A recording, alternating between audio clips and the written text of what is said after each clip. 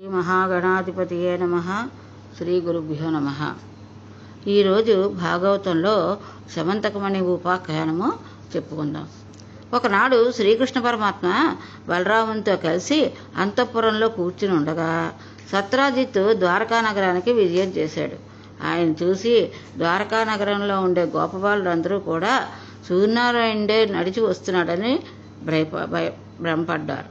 ఎందరో మహర్షులు, తపస్సాలురు, తేజోమూర్తులు, దేవతలు కృష్ణుడి దర్శనానికి వస్తూ ఉండడం అక్కడ రివాజు.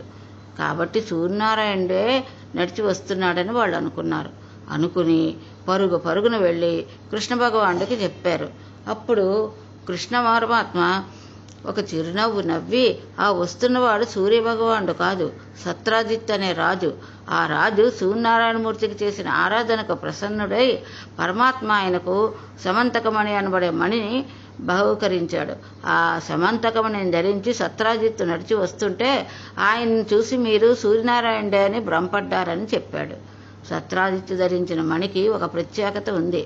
సాధారణంగా మణులు ఏదో అలంకారప్రాయమై మెడలో వేసుకునేందుకు పనికొస్తాయి. కానీ ఈ సమంతకమణికి ఒక విచిత్రమైన లక్షణం ఉంది. ఎక్కడ సమంతకమణి ఉంటుందో అక్కడ దుర్భిక్షం రాదు, అక్కడ రోగాలు రావు, అక్కడ ఉన్నటువంటి వారు ఏ విధమైన మానసికమైన పీడలు పొందకుండా ఉంటారు. ఇన్ని లక్షణాలతో పాటు ఈ సమంతకమణికి ఒక శక్తి ఉంది. అది ప్రతిరోజు తెల్లవారేసరికి 8 బారుల బంగారాన్ని పెడుతుంది. ఆ మణిని ధరించి మణుల్లోకెల్లా మణి అయిన వాడు ఎవడు ఉన్నాడో అట్టి వాడు కృష్ణ పరమాత్మ దగ్గరికి వస్తున్నాడు. ఈ వార్త ముందే కృష్ణుడికి చేరింది. వస్తున్నవాడు సత్రాజిత్ అని తెలుసుకున్నాడు. సత్రాజిత్తు సమంతకమణితో వచ్చి కృష్ణ దర్శనం చేశాడు. కృష్ణ పరమాత్మ నోరు విప్పి మాట్లాడుతున్నాడు. ఆయనకి లేక కాదు, ఆయనకు చేతకాక కాదు, కేవలం తన మాయాశక్తి చేత ఎక్కడో మధురలో ఉండే కొన్ని లక్షల మంది ప్రజలను సముద్రంలో ద్వారకానగరం నిర్మాణం చేసి జరాసంధునికి దొరకకుండా ఒక్క ఆవు కూడా మరణించకుండా అందరినీ తీసుకువచ్చి ద్వారకానగరానికి చేర్చిన మహాపురుషుడు. అటువంటి వానికి సత్రాజిత్తు దగ్గర ఉన్నటువంటి మణి అడిగితే తప్ప ఆయనకు ఐశ్వర్యం ఉండదా? ఆయన మాధవుడు, లక్ష్మీపతి. లక్ష్మీదేవి ఆయన కోసం రుక్మిణిగా నడిచి వచ్చింది. ఆయనకున్న ఐశ్వర్యంలో సత్రాజిత్తుకున్న ఐశ్వర్యం ఏ పాటిది? సత్రాజిత్తును చూసి కృష్ణ పరమాత్మ అన్నాడు, ఈ మణిని నీవు ఉగ్రసేనుడికి ఇచ్చేస్తే బాగుంటుంది. ఈ మణి రాజు దగ్గర ఉంటే కొన్ని ప్రయోజనాలు ఉంటాయి. రాజ్యమునందు ఏ విధమైన అరిష్టమో ప్రబలదు. నీ ఒక్కడి దగ్గర ఉండడం వల్ల అది నీకు కొంత ఇబ్బంది కలగవచ్చు. కాబట్టి ఆ సమంతకమణిని ప్రభువుకి బహూకరించు అని కృష్ణ పరమాత్మ అన్నాడు. అనగానే వచ్చిన సత్రాజిత్తు మనస్సులో ఒక ఆలోచన బయలుదేరింది. ఈ మణిని యాదవ విభునికి ఇయ్యవలసిందని కృష్ణుడు చెప్తే సత్రాజిత్తు ధనేచ్ఛ చేత ఆ మణిని ఇవ్వడానికి అంగీకరించలేదు. మణిని ఇవ్వకపోతే కృష్ణుడు తన్నేమీ చేయలేదని భావించాడు.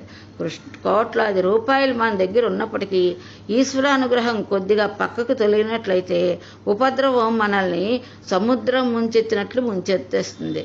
కొద్దిగా ఈశ్వరానుగ్రహం కలిగిందంటే ఎంతటి ప్రమాదము కూడా వాడినేమీ చేయలేదు, ప్రమాదమే తప్పుకుంటుంది. కృష్ణుడు నేను చెప్పాను, నువ్వు వినలేదు, ఆ పర్యవసానం నువ్వే తెలుసుకుంటావు అని సత్రాజిత్తు గురించి మనసులో అనుకున్నాడు. సత్రాజిత్తు తన గృహానికి వెళ్ళిపోయాడు. కృష్ణుడంతటి వాడు తన మణి అడిగడానికి చెప్పుకోవడానికి సత్రాజిత్తుకి ఒక అవకాశం దొరికింది. కృష్ణుడు ఎందుకు అడిగాడు అన్నది మర్చిపోయాడు. కృష్ణుడు అడిగాడని మాత్రమే ప్రచారం చేసుకుంటున్నాడు. ఒక రోజున సత్రాజిత్తు తమ్మునికి ఒక చిత్రమైన కోరిక పుట్టింది. ఆయన పేరు ప్రసేనుడు. తాను ఆ మణిని ధరించి వేటకు వెళ్తానని అన్నగారిని అడిగాడు. అందుకు సత్రాజిత్తు అంగీకరించాడు. అప్పుడు ప్రసేనుడు మణిని ధరించి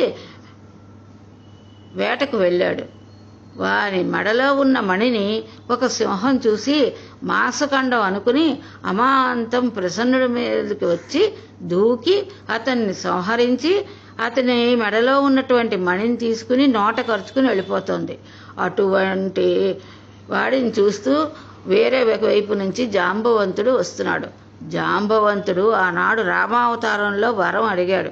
కానీ ఆ కోరిక కృష్ణావతారంలో తీరుతోంది. సింహం మణిని పట్టుకు వెళ్ళిపోతుంటే జాంబవంతుడు చూశాడు. సింహంతో యుద్ధం చేసి సింహాన్ని చంపి జాంబవంతుడు తన గుహలోకి వెళ్ళిపోయాడు.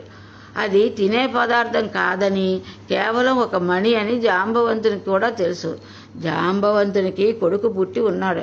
ఆ కొడుకు ఆడుకోవడానికి ఉయ్యాల పైభాగంలో ఈ మణిని కట్టాడు. ఆ పిల్లాడు దాంతో ఆడుకోవడం ప్రారంభించాడు. సత్రాజిత్తు మణి గురించి ఎంతమంది సైన్యాన్నో పంపించాడు. ఎన్నో చోట్ల వెతికించాడు. అసలు ప్రసేనుడు చచ్చిపోయిన చోటు కానీ గుర్రం కానీ కనపడలేదు. కృష్ణుడే ప్రసేనుణ్ణి సంహరించి ఆ మణిని అపహరించాడని ప్రచారం చేశాడు. ఇప్పుడు కృష్ణుడు తన మీద వచ్చిన అపనింద పోగొట్టుకోవాలని అనుకున్నాడు. ప్రసేనుడు వేసుకుని వెళ్ళాడు కదా మణిని. ఆ విషయం తెలుసుకుని బంధుమిత్రాదులను తీసుకుని మణిని వెతకడానికి కృష్ణుడు అడవిలోకి బయలుదేరాడు. అడవిలో ఒక చోట ప్రసేనుడి గుర్రము, అతని కళేబరము కనపడ్డాయి. ప్రసేనుడికి ఎవరో చంపి ఉంటారని గ్రహించి వెతకగా సింహం అడుగుజాడలు కనపడ్డాయి.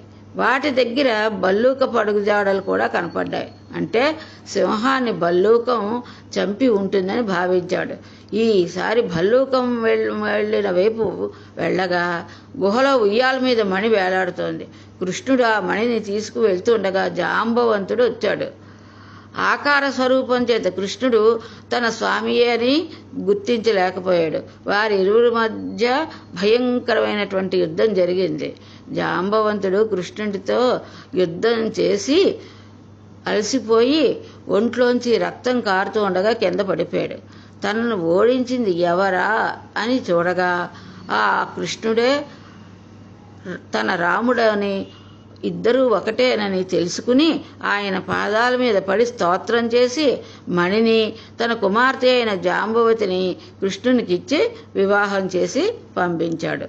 తరువాత బలరాముడు మొదలైన వారందరితో సభ చేసి సత్రాజిత్తును పిలిచి, అందరూ చూస్తుండగా నేను అపహరించానని అన్నావు, దీనిని జాంబవంతుడు తీసుకువెళ్ళాడు, నీ మణి నువ్వు తీసుకో అని మణిని ఇచ్చేశాడు.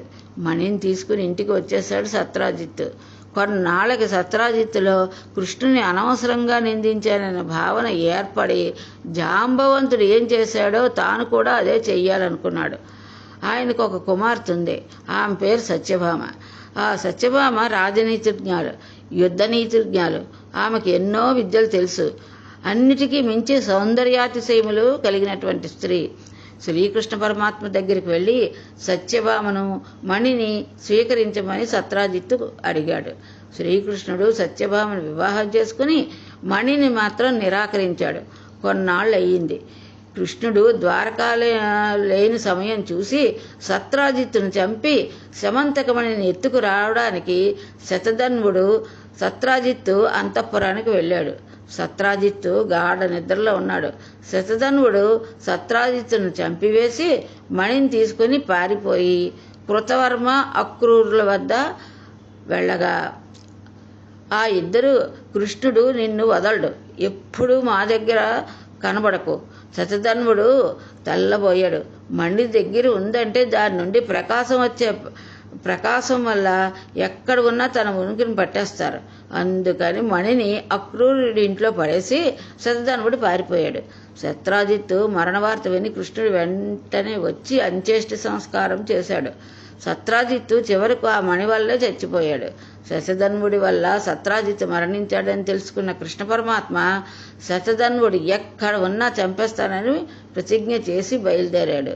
కృష్ణుడితో పాటు బలరాముడు బయలుదేరాడు. శతధన్వుడు మిథిలా నగరాని వరకు వెళ్ళిపోయాడు.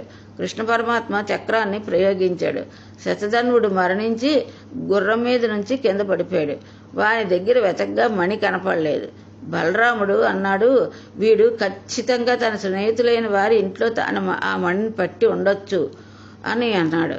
కృష్ణుడు వచ్చి, అక్రూరా, నీవు శమంతకమణిని తీసావా అని అడుగుతాడేమోనని భావించి మణిని తీసుకుని అక్రూరుడే ఊరు విడిచి పారిపోయాడు. ఆ అక్రూరుడు ఇలా చేస్తానని మనం ఊహించాం. ఎందుకంటే అలా చేశాడో మనం ముందు తెలుసుకోవాలి. సత్రాజిత్తు మా పరమాత్మ మీద ఇన్ని నిందలు వేస్తారా అని కడుపులో ఆగ్రహం పెంచేసుకుని ఎలాగైనా సత్రాజిత్తును చంపించాలని కృష్ణుడు లేని సమయం చూసి శతధన్వుని రెచ్చగొట్టారు. వాళ్ళు అనుకున్న పని పూర్తయిపోయింది. కృష్ణుడితో వైరం వాళ్ళకి అక్కర్లేదు. శతధన్వుడు చచ్చిపోయాడు. కానీ మణి మాత్రం అక్రూరుడి దగ్గరే ఉంది. మణి ఉన్నదని తెలిస్తే కృష్ణ పరమాత్మ అడుగుతారేమోనని వారికి పశ్చాత్తాపం కలిగింది. భగవంతునికి దూరం అయిపోయారు.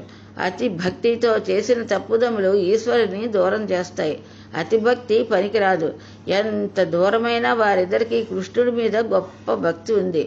అక్రూరులో 3 లక్షణాలు కలిసి వచ్చాయి. 1, అతడు జన్మతా సాధించుకున్న ఫలితం.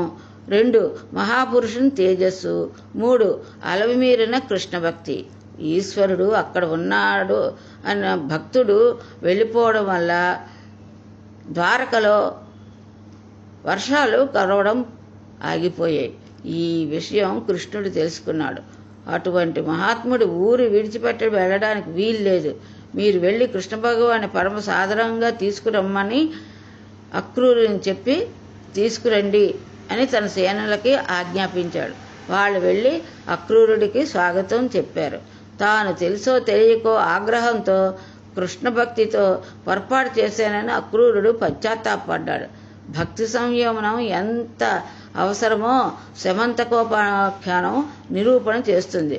కృష్ణ పరమాత్మ అక్రూరునికి స్వాగతం చెప్పి కూర్చోబెట్టి అర్ఘ్యపాద్యాదులు ఇచ్చి భోజనం పెట్టి నిండు కొలువు చేసి అక్రూరునితో ఒక మాట అన్నారు. మహానుభావ, నీవు చాలా గొప్పవాడివి, గొప్ప భక్తుడివి. నీవు వెళ్ళిపోతే ఇక్కడ వర్షాలు పడలేదు. మణి నీ దగ్గరే ఉంది. మణిని నేను అపహరించలేదనే విషయం మా అన్నయ్యకు తెలియాలి. లేకపోతే మా అన్నయ్య కూడా అనుమానం వస్తుంది. నిన్ను శిక్షించి తేవడం నా అభిమతం కాదు. ఎందుకంటే నువ్వు నా భక్తుడివి. నీ అంతగా నీవు ఇచ్చివేయడమే న్యాయంగా ఉంటుంది. నీ తప్పు దిద్దుకోవడం అవుతుంది, పశ్చాత్తాపం అవుతుంది. నా అన్నగారి పట్ల నేను దోషం లేనివాడినై నిలబడినట్లు ఉంటుంది అన్నాడు కృష్ణుడు అక్రూరుడితో. అంతకు మించి అక్రూరుని నిగ్రహించలేదు. వెంటనే అక్రూరుడి కన్నుల వెంట నీరు కారుతుండగా, నా వలన నా స్వామికి నింద రావడమా అని తన బట్టల్లో దాచుకున్న మణిని తీసి ఇచ్చేశాడు. కృష్ణుడు దాన్ని సభలోకి వారందరికీ చూపించి ఆ అక్రూరుని ఇచ్చి వేశాడు. దాన్ని అక్రూరుడు తీసుకువెళ్ళి తన ఇంట్లో బంగారు వేదిక మీద పెట్టాడు. అది రోజు 8 బారుల బంగారం పెట్టేది. దాంతో అక్రూరుడు ప్రతిరోజు చక్కగా యజ్ఞయాగాది క్రతువులు చేస్తూ భగవంతుని స్మరిస్తూ కాలం గడిపాడు. జీవితాంతం అలా సేవించుకోగలిగిన ఫలితమును కృష్ణ పరమాత్మ అక్రూరునికి ఇచ్చాడు. ఇప్పుడు ఆ సమంతకమణి ఈశ్వరార్చనకు ఉపయోగపడింది. ఈశ్వరార్చన దగ్గర పెట్టుకున్న వానికి మణి బరువు కాదు. అక్రూరుడు చేసే యజ్ఞయాగాదుల వల్ల చక్కగా వర్షాలు పడేవి. దానివల్ల అందరూ శోభిలుతూ ఉండగా ఆ మణి అక్రూరుని వద్ద శాంతించింది. పరమోత్కృష్టమైన ఈ ఆఖ్యానాన్ని ఎవరు వింటారో వారందరికీ ఒక దివ్యమైన ఫలితం వచ్చేస్తుందని చెప్పబడింది.